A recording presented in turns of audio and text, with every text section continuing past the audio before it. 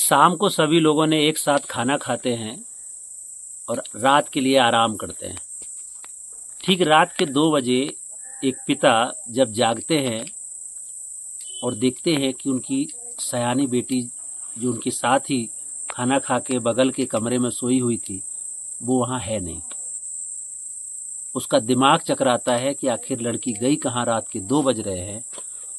तो वो आसपास ढूंढते हैं, अपनी पत्नी को जगाते हैं, लड़की मिलती नहीं है। उसी समय वो और भी लोगों को खबर करते हैं, लिहाजा पूरे घर में एक अलग माहौल छा जाता है कि आखिर बच्ची गई तो गई कहाँ। एक 17 साल की लड़की जिसको बड़े लाड़ और प्यार से माँ बाप ने पाला, पढ़ाने लिखाने के लिए उसको तैयारी करवा रहे थे, ऐसा हुआ क्या कि वो लड़की कहाँ चली गई। इस पूरे घटनाक्रम को लेकर के आज जिस कहानी पे हम लोग बात कर रहे हैं कि एक फैमिली किस तरीके से संघर्ष करती है और एक लड़की जिसके साथ ये घटना घटती है उसके दिमाग में क्या चल रहा होता है। जी हाँ दोस्तों, नमस्कार, मेरा नाम कुलदीप कुमार और हम आपके साथ आज एक घटना पे बात इसलिए कर रहे हैं क्योंकि ये बात जाननी जरूरी है कि किन किन दौर से लोग गुजरते हैं। अगर लड़की के पक्ष से आप बात करेंगे तो उसके दिमाग में, क्योंकि इस घटना को लेकर के मेरे पास एक FIR है, जिस FIR के आधार पे मैं इस केस में बात कर रहा हूं। ये घटना जब FIR में पंजीकृत होती है, थाने के अंतर्गत एक एप्लीकेशन जाता है। वही पिता सुबह उठ करके जब थाने जाते हैं तो उनको लिखित में एक एप्लीकेशन देते हैं कि साहब रात के 2 बजे थे, मेरी बेटी गायब है, पता नहीं कहाँ गई है। हाँ, जब उसका डिटेल पुलिस पूछती है तो बताते हैं, जो उन्होंने इस तहरीर में लिखा है कि हमारी लड़की किसी लड़के से बात करती थी और उसके बाद वो चली गई, ऐसी ऐसी घटना घटी है। पुलिस उस एप्लीकेशन के आधार पर एक FIR लॉन्च करती है, जिस FIR को हम हाथ में लिए हैं 363, 366, 504, 506 और चूंकि जिसके ऊपर शक था SC/ST एक्ट में भी मुकदमा पंजीकृत हो जाता है। इस पंजीकरण के बाद जब पुलिस उसकी इंक्वायरी करती है तो गांव में आके पूछताछ करती है, बच्ची को पकड़ते हैं, तमाम लोगों से सवाल जवाब होते हैं कि आखिर मामला क्या है। जब पुलिस लड़की को लेकर के थाने में बिठाती है और उसके 161 के बयान करती है तो लड़की ने क्या बयान दिए पता नहीं, लेकिन मामला ये होता है कि इस पूरे केस में पुलिस FIR लगा देती है। क्योंकि जब आरोपी पकड़ा गया और उस आरोपी को जब जेल जाने की नौबत आई, क्योंकि लड़की 17 साल की थी और एक नाबालिग जिसको भारत के संविधान में हमें प्रोविजन दिया गया है कि 18 साल के बाद लड़की की शादी करना है, 21 साल के बाद लड़के की शादी करना है, लेकिन 17 साल की लड़की जो पढ़ाई में बहुत तेज है, गांव के बिल्कुल माहौल में पली बड़ी लड़की जिस सपने के साथ पढ़ाई कर रही होती है, आखिर ऐसा होता क्या है कि वो इस कदम पे आके खड़ी हो जाती है कि फिर वो ना इधर की रहती है ना उधर की। क्योंकि जब पकड़ के थाने जाती है, वहाँ पुलिस बयान लेती है, इधर माँ बाप की पूरे गांव में चर्चा हो जाती है कि आखिर उनकी लड़की के साथ ऐसा हो गया। माँ बाप लगातार परेशान इस हालत में कि अब हम क्या करेंगे, क्योंकि मेरी तो इज्जत ही चली गई। और जिसने भी ये घटना किया है उसका क्या इंटेंशन रहा है पता नहीं, कह नहीं सकते, लेकिन सवाल ये है कि अब वो लड़की कहाँ जाएगी जिसको पुलिस ने पकड़ा हुआ है। उस घटना को लेकर के जब हमने फैमिली के साथ बातचीत किया तो उस पिता ने जो पूरी कहानी बताई वो एक अलग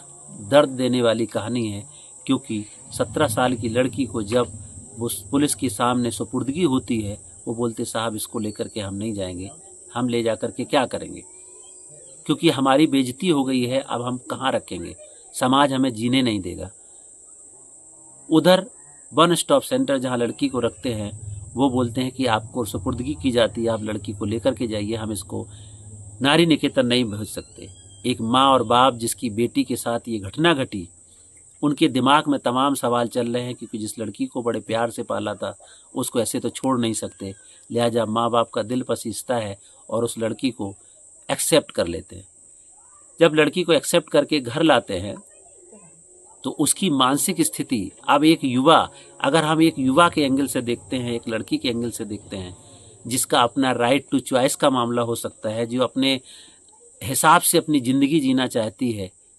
क्या उसके लिए माँ बाप रोड़ा बनते हैं? या माँ बाप जो अपने समाज में समाज को एक साथ ला कर के सामाजिक बंधन में जीते हुए एक अपने परिवार को चलाते हैं, वो अपने हिसाब से सोचते हैं। इन दोनों के बीच में जब ये खाइयाँ बनना शुरू होती हैं, ये अचानक नहीं होती हैं, इसके पीछे कई सारे घटनाक्रम होते हैं, कई बार सही भी होते हैं, कई बार गलत भी होते हैं, लेकिन इतनी खाइयाँ बन जाती हैं कि फिर एक बेटी को अपने माँ बाप नहीं दिखते हैं और एक माँ बाप को अपनी बेटी नहीं दिखती है, क्योंकि समाज बीच में खड़ा हो जाता है। जब लड़की को सुपुर्दगी में वो घर लाते हैं, उसकी मानसिक स्थिति बिल्कुल भी ठीक नहीं होती है, वो अपने आप को एक कमरे में बंद कर लेती है, और जब कमरे में बंद करती है तो माँ बाप का हाथ पैर फूल जाते हैं कि कहीं कोई अनहोनी ना हो जाए, क्योंकि अभी हाल ही में तो हम पुलिस को ये बात बोल के आए थे कि हम अपनी बेटी को अपने घर लेकर के जा रहे हैं, लिहाजा पूरा घर के दरवाजे तोड़ करके बच्ची को निकाला जाता है। दाग देंगे ऐसे फैमिली को जिन्होंने अपनी बच्ची को संभाला। आज उसकी स्थिति थोड़ी सी बेहतर हुई है, जिस मानसिक स्थिति से वो समय जूझ रही थी, लेकिन परिवार बुरी तरह से टूटा, जिसके दिमाग में तमाम तरीके के सवाल चले कि अब हम करेंगे क्या। उन फैमिली के साथ जब हम बातचीत करें, क्योंकि इस स्टोरी को हम ना तो हम बच्ची को इंटरव्यू आपको दिखा सकते, ना ही उस फैमिली के परिवार के लोगों की बातचीत आपके सामने रख सकते, क्योंकि ये सामाजिक प्रेस्टीज का मामला है। हम सिर्फ आपको एक कहानी ही बता सकते हैं कि जब ऐसा होता है, सोचिए अगर आपकी बेटी के साथ ऐसा हो, सोचिए अगर आपकी बेटी ऐसा करे, या फिर आप एक गार्जियन हो तो आप क्या सोचेंगे, या फिर आप सोचें वो युवा या वो युवा लड़की जिसके साथ ये घटना घटी, वो उसकी जगह पे आप होंगे तो आप क्या सोचेंगे। दोनों के अपने अपने पहलू, दोनों की अपनी अपनी दलीलें हो सकती हैं, लेकिन सवाल ये है कि जब इस तरीके की घटनाएं किसी गांव में घट जाती हैं तो आसपास का जो माहौल होता है वो आप महसूस कर सकते हैं, सोच सकते हैं, समझ सकते हैं। एक पिता को घर से गली से निकलना दुर्भर होता है, और उस लड़की जो इस घटनाक्रम से गुजर के आई है, उसकी मानसिक स्थिति क्या होगी, क्योंकि वो भी तो तमाम सवालों से गुजर रही होगी। उसको भी तो समाज में जाकर के जब रास्ते से निकलेगी, तमाम लोगों की निगाह में एक ही सवाल होगा कि ये वही लड़की है।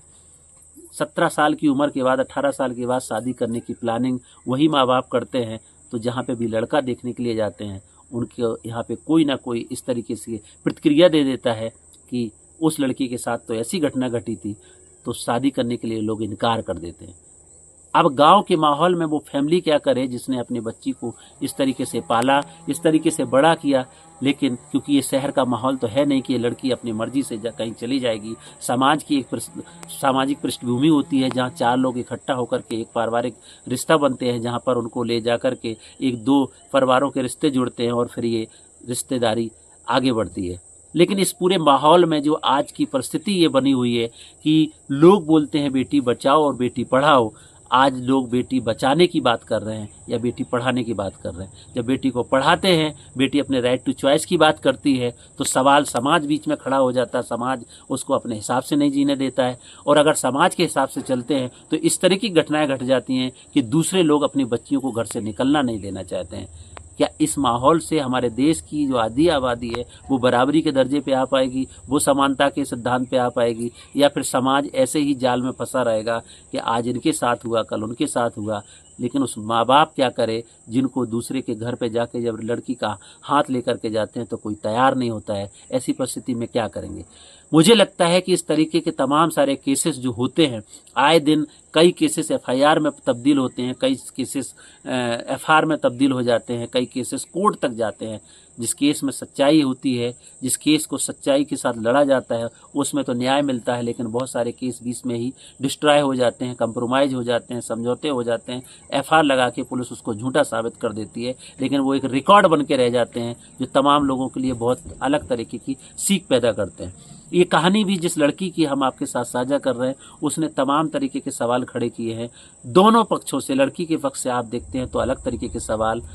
फैमिली की तरफ से सोचते हैं तो अलग तरीके के सवाल। बात सिर्फ इतनी सी है कि इन्हीं सवालों से जूझते हुए हम बेटी बचाओ और बेटी पढ़ाओ की बात करेंगे। एक लड़की को उसके बराबरी का हक या आधी आबादी को हम बराबरी का हिस्सा देने की बात करेंगे, या फिर समाज जो सोचता है उस समाज के हिसाब से जीने की कोशिश करेंगे। फिलहाल जिस कहानी पे हम आपके साथ बात कर रहे हैं, उन्होंने बड़ी हिम्मत के साथ उस बच्ची को समझाया है, उसको काउंसलिंग किया है। आज वो अपने साथ रखते हुए उसको शादी की तैयारी कर रहे हैं और उसके सपने के लिए भी वो बिल्कुल निश्चिंत होकर के कहते हैं कि बेटी अभी भी जो करना चाहे हम उसके साथ हैं, ताकि समाज में जो एक मैसेज गया है, समाज में जो चीज़ें गई हैं, उसको हम जवाब दे पाए। गांव के माहौल में ये करना आसान नहीं होता, लेकिन फिर भी एक परिवार, एक लड़की अगर संघर्ष करती है तो हमें उसको साथ और समर्थन देने की ज़रूरत होती है, ताकि समाज में